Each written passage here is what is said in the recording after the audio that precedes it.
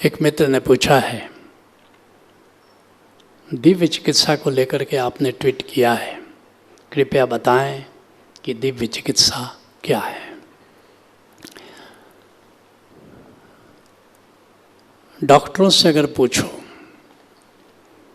कि कितने रोग हैं संसार में, तो कहेंगे 7,000 से ज़्यादा।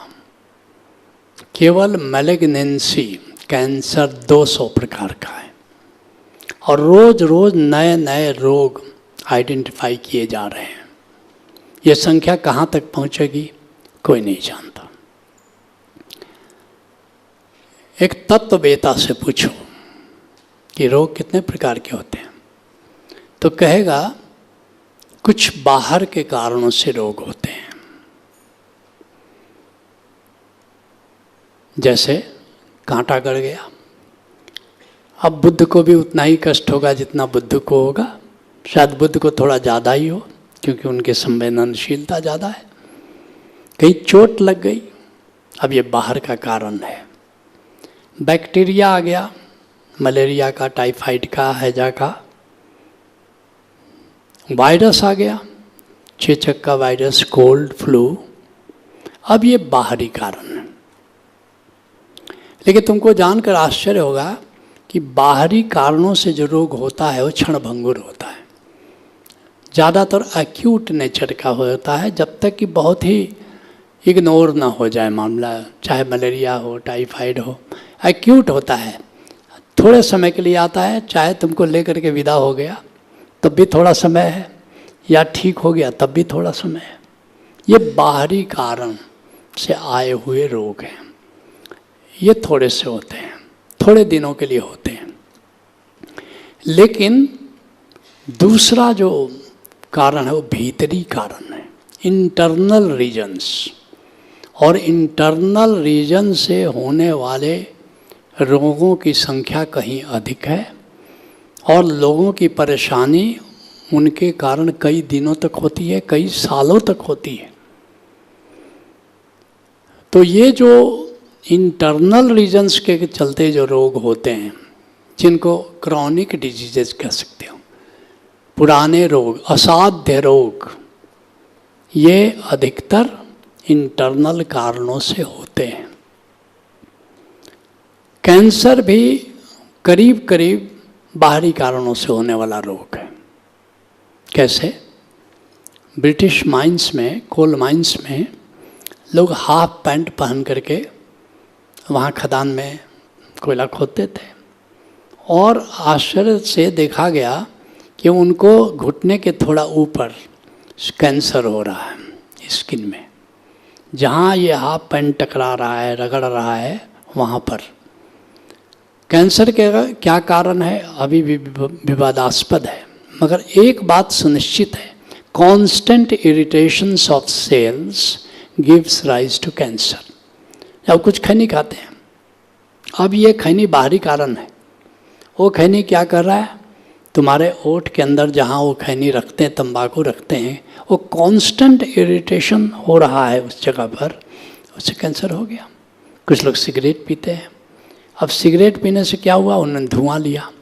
अब लंग के सेल्स को वो कॉन्स्टेंटली इरिटेट कर रहा है और कॉन्स्टेंटली इरिटेट करने के कारण क्या हो रहा है, कैंसर हो रहा है।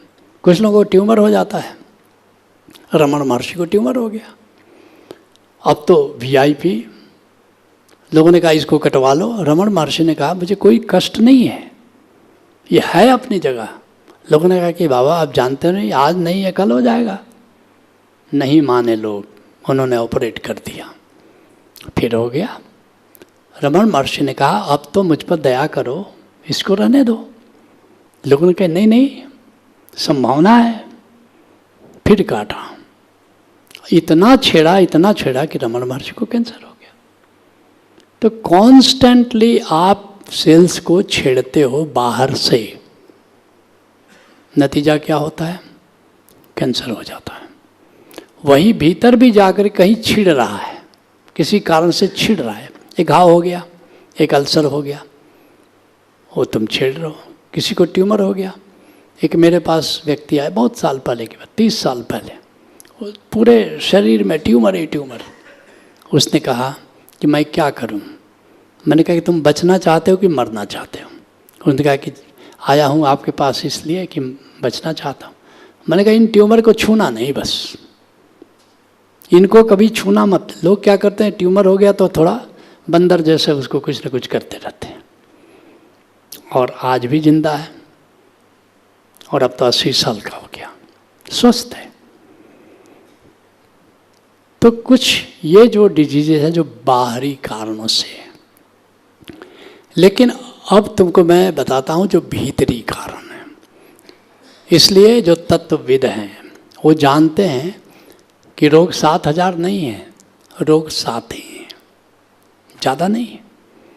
और इन 7 रोगों को कारण इंटरनल है, और इसलिए जो भी विधि अपनाई जाएगी वो इंटरनली विधि उसको ठीक कर सकती है।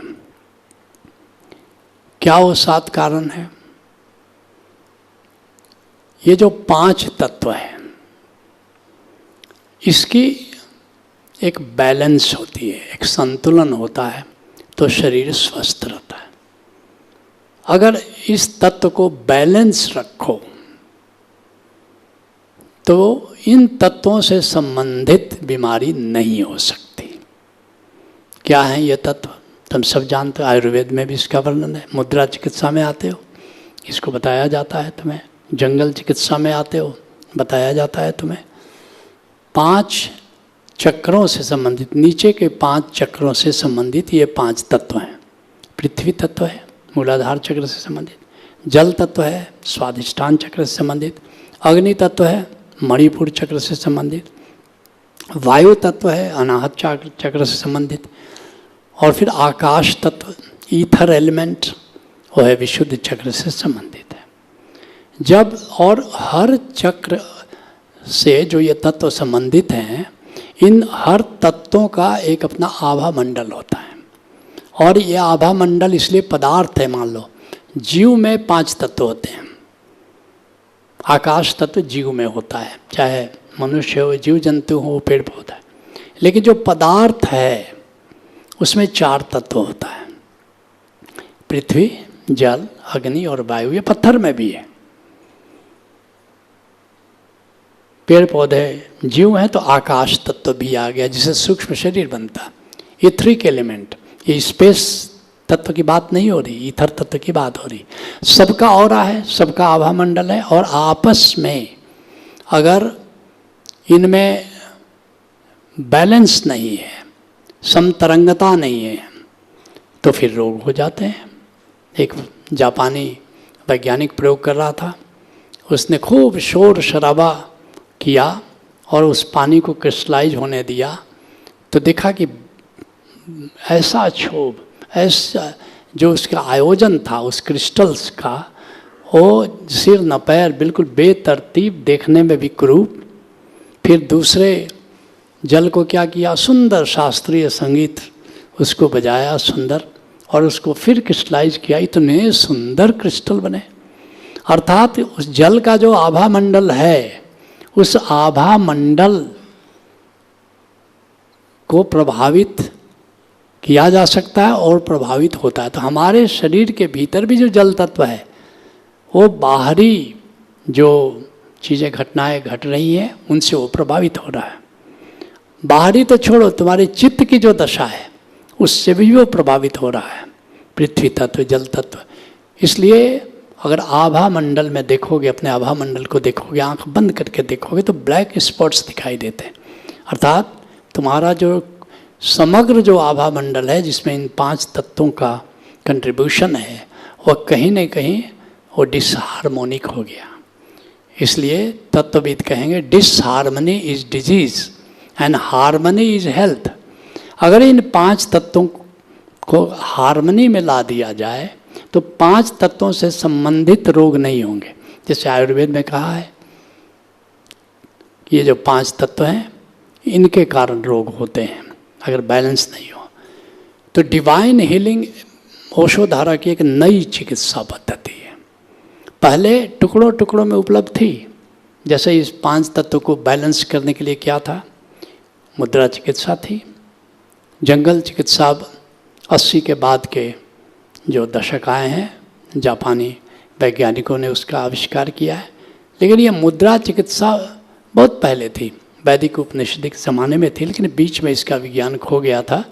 लेकिन फिर से इसको कुछ लोगों ने जिंदा किया और ओशो धारा में तो अभी ये परवान चढ़ा। ओशो धारा ने मुद्रा विज्ञान को बहुत ज़्यादा उन्नत कर दिया है। तो क्या करना होगा, इन 5 तत्वों को बैलेंस करना होगा। कैसे करना होगा? बहुत आसान तरीका है। और ये जो 7 जो कारण मैं रोग का बता रहा हूँ, अगर इन 7 कारणों की ओशो धारा में बैलेंस करने के लिए डिवाइन हीलिंग दिया गया है। और मैं तुमसे बताता हूँ, ये तो डायरेक्ट ये 7 कारण जो हमको प्रभावित करते हैं, लेकिन बाहरी कारण जैसे बैक्टीरिया प्रभावित कर रहा है, वायरस प्रभावित कर रहा है, इसलिए कि तुम्हारी इम्यूनिटी बहुत कमज़ोर हो जाती है जब इन 5 तत्वों का संतुलन में कमी आती है। इसके चलते ही वायरस और बैक्टीरिया भी अटैक कर लेते हैं। या तुम्हारा आभा मंडल जब प्रभावित रहता है तो तुम्हारी इम्यूनिटी इतनी कमज़ोर हो जाती है कि बाहर की बीमारियां भी प्रभावित करती हैं। तो इनडायरेक्टली मैं कहूँगा कि बाहर की बीमारियों से भी रक्षा हो जाएगी अगर तुम ये डिवाइन हीलिंग करते रहोगे। और ओशो धारा में जो मिस्टिक रोज प्रोग्राम है उसमें ये डिवाइन हीलिंग हम लोगों ने इंट्रोड्यूस कर दिया है। अर्थात जो लोग मिस्टिक रोज में आएंगे वो उन्हें दिव्य चिकित्सा डिवाइन हीलिंग की बारीकियाँ भी बताई जाएंगी कि इसको कैसे करोगे। लेकिन अभी संक्षिप्त में तुमको मैं बता देता हूँ क्या करना है कि इन तत्वों को बैलेंस करना है। कैसे करना है? तुम्हारी उंगलियों में 5 तत्व है, जिन्होंने मुद्रा चिकित्सा है उनको पता है। जैसे जल तत्व है सबसे लिटिल फिंगर में, फिर अनामिका में क्या है? पृथ्वी तत्व है। उसके बाद मिडिल फिंगर में क्या है? आकाश तत्व है। उसके बाद इंडेक्स फिंगर में क्या है? वायु तत्व है। और अंगूठे में अग्नि तत्व है। तो क्या करना है तुमको? तुम जानते हो सुबह तुम टहलते हो, चक्रमण करना ओशो धारा में सुमिरन की एक विधि है। तो जब चक्रमण करो और टोटल 10,000 कदम अर्थात 5 माइल्स या 8 किलोमीटर प्रत्येक व्यक्ति को अपना हेल्थ ठीक रखने के लिए चलना चाहिए। मैं स्वयं प्रतिदिन 10,000 कदम चलता हूँ। तो कैसे होगा 10,000? सुबह 50 मिनट, शाम 50 मिनट चलो। 1 मिनट में करीब 100 कदम होते हैं। तो तुम्हारे 5,000 कदम सुबह और 5,000 कदम रात को हो जाते हैं। तो एक नियम बना लो और फिर क्या करो कि 10-12 मिनट इस तरह से इंद्र मुद्रा इसको कहते हैं, अंगूठा और लिटिल फिंगर को मिला दिया। इंद्र मुद्रा में 10-12 मिनट चल लिए, फिर अपना बदल लिया पृथ्वी मुद्रा। पृथ्वी मुद्रा में 10-12 मिनट चल लिए, फिर आकाश मुद्रा मिडिल फिंगर के साथ जो अंगूठे का योग है उसमें चल लिया 10-12 मिनट। फिर वायु मुद्रा जो इंडेक्स फिंगर के साथ अंगूठा लगाते हो 10-12 मिनट चल लिए। तो इस तरह से 40 से 50 मिनट तक तुम अगर चलोगे तो 5 तत्व तुम्हारे शरीर के बैलेंस हो जाएंगे। फिर यही काम शाम को करो। जो लोग चल नहीं सकते किसी तरह, मान लो नहीं चले तो कोई बात नहीं, बैठे बैठे लगा लिया, बैठे बैठे लगा लिया। लेकिन 50 मिनट सवेरे 50 मिनट शाम ये बारी बारी से ये मुद्रा कर लेना है। तो ये 5 तत्वों से संबंधित रोग नहीं होंगे। और जिनके ऑलरेडी हैं और कुछ दवा जो बाहर से ले रहे हो उसको लेते हुए, उसको मैं सब्स्टिट्यूट नहीं दे रहा हूँ, मैं तुमको बता रहा हूँ कि ये प्रिवेंटिव मेजर हुआ। और अगर हो भी गया है रोग तो बाहर की दवाइयाँ लो जो तुम ले सकते हो, लेकिन साथ साथ अगर इसको भी करोगे तो जो रोग 6 महीने में ठीक होने वाला होगा वो 2 महीने में ठीक हो जाएगा। और जिनको रोग इनसे संबंधित नहीं हुआ है उनको तो फ्यूचर में होने का सवाल ही नहीं है। तो 5 तो ये हुआ। लेकिन इनसे भी बड़ा कारण अब मैं बता रहा हूँ जो इंटरनल डिजीज होता है। वो क्या होता है? तुम्हारे अंतर जगत में अशांति, उत्तेजना ये पैदा होती रहती है। और जब तुम अशांत हो जाते हो, स्ट्रेस में हो जाते हो, तनाव में हो जाते हो, तो इसका तुम्हारी चेतना पर प्रभाव होता है, आभा मंडल में टूट फूट होता है। और उसके कारण क्या होता है?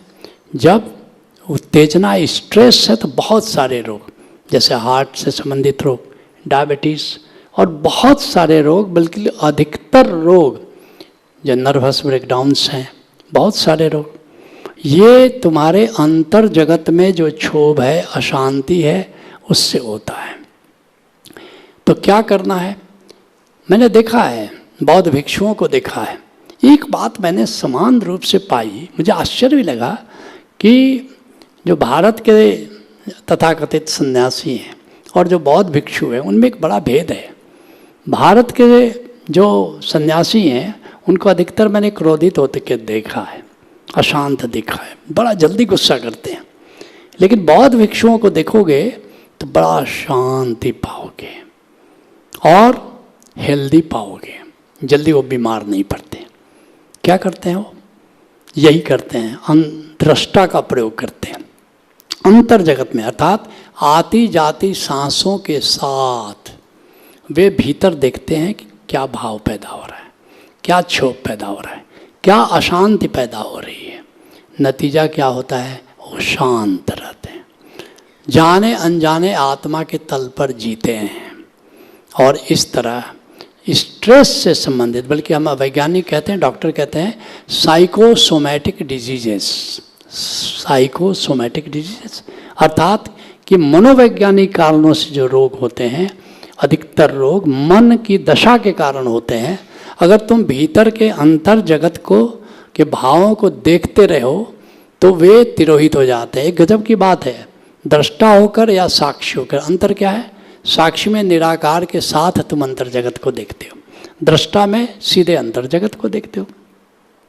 साक्षी ज़्यादा इफेक्टिव है दृष्टा से, लेकिन केवल दृष्टा हो करके जो बौद्ध भिक्षु शांत और स्वस्थ हो सकते हैं, तुम कल्पना नहीं कर सकते कि अगर तुम साक्षी होकर के देखो तो बात कितनी दूर तक जाएगी। अर्थात आत्मा के तल पर जीना शुरू करो, मन के तल पर नहीं।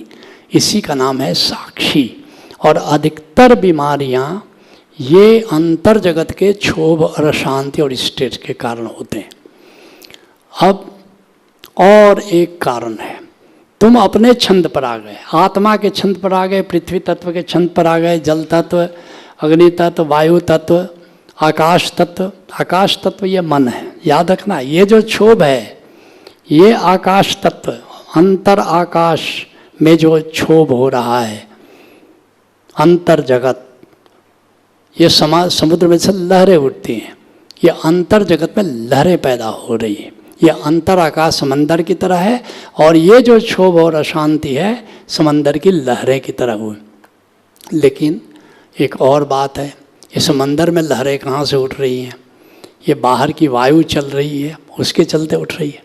अर्थात अब बहिर आकाश के साथ समतरंगता कर लो, लयता कर लो बाहर के आकाश के साथ, तो अस्तित्व के छंद पर आ जाओगे।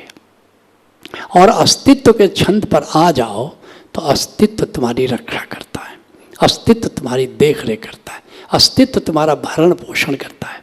कैसे आओगे? बहिर आकाश के छंद पर जीने की कला का नाम है सुमिरन। अगर सुमिरन में आ जाओ तो तुम अस्तित्व के छंद पर आ जाते हो। तो इस तरह 7 तलों पर लयता चाहिए, 7 तलों पर समतरंगता चाहिए। फिर से मैं दोहरा दूं, क्योंकि इसी का नाम है दिव्य चिकित्सा, इसी का नाम है डिवाइन हीलिंग। पृथ्वी तत्व से समतरंगता, जल तत्व से, अग्नि तत्व से, वायु तत्व से, आकाश तत्व से और बहिर आकाश से।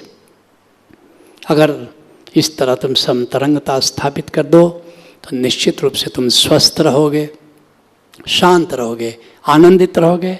और मिस्टिक रोज में आकर के तुम देखो, उस प्रयोग से गुजर करके, और फिर देखो कि कितने तुम स्वस्थ हो जाते हो। यही है दिव्य चिकित्सा। सत्र को यहीं विराम देते हैं। हरि ओम तत्सत।